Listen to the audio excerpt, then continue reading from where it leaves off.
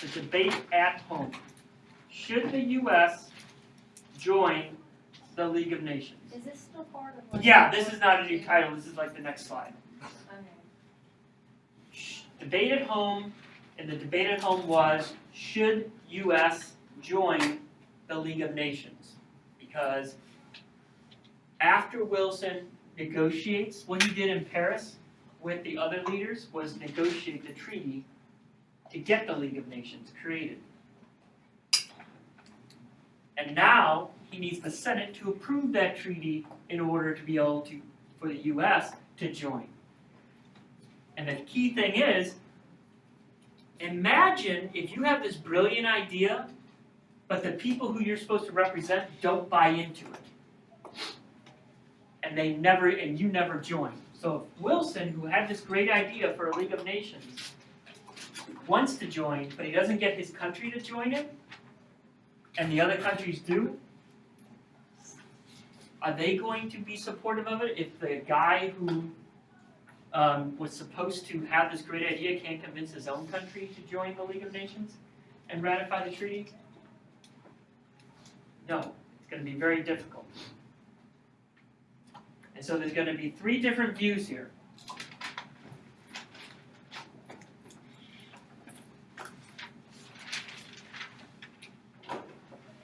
When the Senate has to decide on whether to like this League of Nations,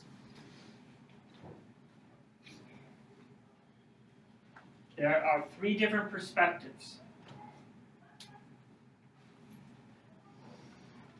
This will be very key to when it comes to when we do our DBQ next week. Right? I'm sorry, I know DBQs are rough, but this will be very important information because this is the topic of your DBQ for this unit.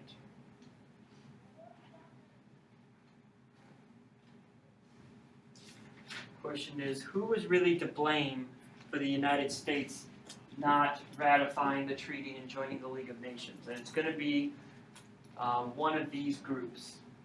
So who was the president at the time?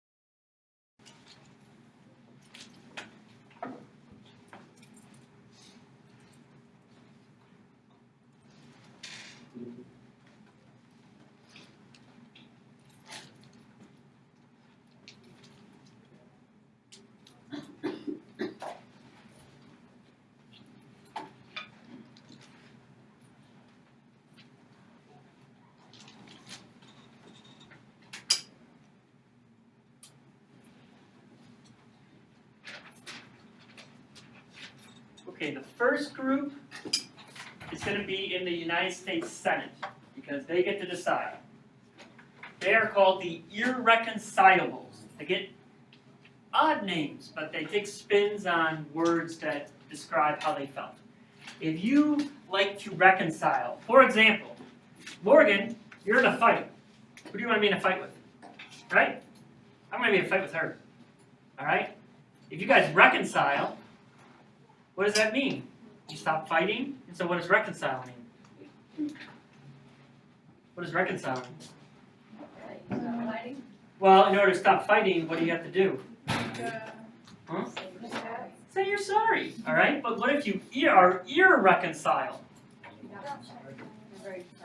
Ah, you don't say sorry. You're proud. No, we're not going to sign the peace treaty. All right? That's exactly how the irreconcilables, like Senator Bora, felt from Idaho. I'm sorry. All right? But they were not sorry. Now, if you were a reservationist, you said, I really want to work out my differences, but there's really just one issue I have a problem with. Let's try to be better together. So they're open to working out their disagreements, but they really just have one problem, and they need that to go their way. Those are people like Senator Henry Cabot Lodge in the Senate too. He's been in the Senate for like 30 years already. That's a tendency to happen. Senators stick around for a while. He was the guy who sponsored the force bill that would have stopped racial segregation, but it never passed because it was filibustered by the Senate back in 1890. Wilson was the guy who was trying to convince them to ratify the treaty and join the League of Nations. The result, this is big, because it's going to be tough to move forward and know what's going on in the course of history if we don't know this, and why I put it in yellow. The result of this debate is the U.S. never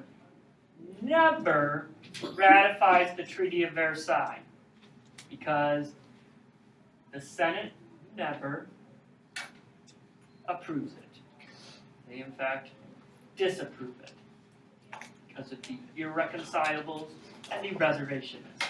And therefore, if they never ratify the Treaty of Versailles, what does the United States never join? The League of Nations. And now Wilson's grand idea is not going to happen. And Wilson, who's stubborn himself, is going to keep trying to get people to win over and join his idea. And so, the United States here, what do you see going on here? Who's this guy? That's supposed to be Uncle Sam. And what's Uncle Sam doing? He's getting married to a foreign entanglement. And what does George Washington, who's long dead at this point, George Washington warns against foreign entanglements. And this, if you can't tell, he says U.S. Senate on his shirt. And the minister is trying to say, for whoever, the typical thing a minister says at a wedding, if whoever would wish to disapprove of this, speak now or forever hold your, and then the U.S. Senate is barging in saying, stop Uncle Sam from joining this treaty and joining this League of Nations. Yeah. Oh, because you don't know if somebody's going to speak up? Yeah. Yeah, what are they supposed to do? This is our last slide. What? What What are are they? they supposed to do if someone's like, no, I don't want to? Then it becomes really awkward. Well, why would they even ask? If, like, Tradition. And it's supposed, because marriage is supposed to be permanent, just like a permanent alliance, what the League of Nations would have been.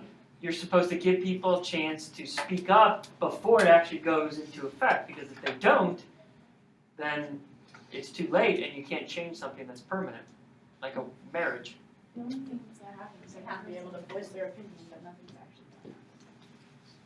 Maybe it's like You never someone know. loves the bride. See, we're having Runaway Or maybe Bride. the guy can Julia love Roberts. the bride, You're, and then she needs to know. So, So maybe like, it's like nothing Shrek happens, and like, Fiona. you never know. That's the thing. You don't know what'll happen. It I could. love The Shrek. wedding could be called off if That's somebody terrifying. does step up and say something. I would want I love someone to Charlie say something Taylor Swift's before, song about it. like, you start buying all this stuff for the wedding, Yeah. it's gonna be a big deal. You know what, if someone did that at my wedding, I'd be like, I feel like this is Go ahead, like the get out. script of a romantic Watch it comedy now. in the works right now. Or I know, but I'm probably just already saying. been done. I think this is like the setting of every romantic comedy ever right here. When the bride and groom get to the altar, it just breaks down. There's something. And they some end up plot getting line. married anyway. Yeah. Yeah. I don't know, but The, There needs to be a race. the solemn referendum was the name for the election of 1920 when Wilson, who was not running for president, said, the guy who is going to run in my place as the Democratic candidate will support the Treaty of Versailles, and if the people want to see us join the Treaty of Versailles and the League of Nations, vote for him. Accept. What happened? Did the Democrat win? No. Warren Harding won, and the United States returns to normalcy. The word normalcy was actually created by Warren Harding in that election because he tried to claim that we're tired of war, we want to go back to normalcy, normal times. People don't want to fight anymore, they're tired of Europe. We don't want to be part of a League of Nations. And the United States, being the largest nation with credit and money, never joins, thus leaving the League of Nations very weak and not effective. Russia joined and then immediately dropped out when they went through their own revolution. Actually, no, they went through their own revolution, so they never joined. Yeah, because they went through the revolution in 1917, and the Paris Peace Conference was in 1919, and people hated Russia at the time because they were communist, and they had just become communist, and everybody wants to stay away from Russia. Are you gonna talk about stuff? I got a question. Yeah, we'll talk about Stalin next year. Well, I don't like I got it that. right. A man of steel, yes. This is Harding. He liked to take pictures with his dog. Yeah, cute, but weird. He also was known for sleeping around with his secretary and having afternoon siestas. That's not. And Oh, that's weird. Everyone loves Come that. on, Daddy. yeah.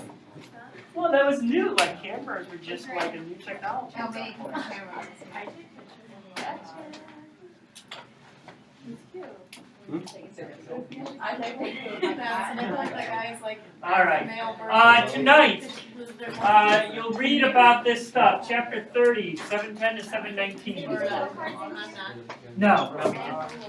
We never did that. No, we did last semester. Yeah, I thought you meant today.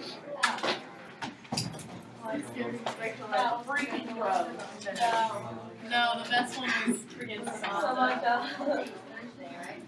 Yeah, it was priceless.